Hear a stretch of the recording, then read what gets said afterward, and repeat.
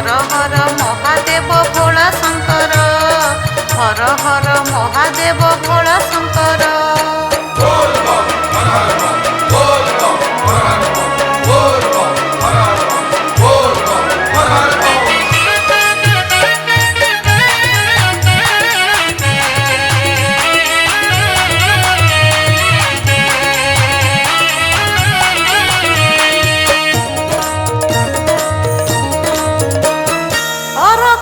दूरा पर प्रिय तुमर 108 बेल पत्रे गुंथि चिहार, जगत रक्षा पाई कि विषपान कलहर, नीलकंठ बोली नाम हेला तुमर, नीलकंठ बोली नाम हेला तुमर।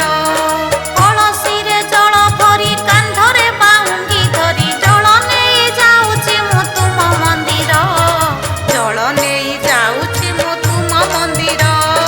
हर हर महादेव भोला शंकर, हर हर महादेव भोला शंकर।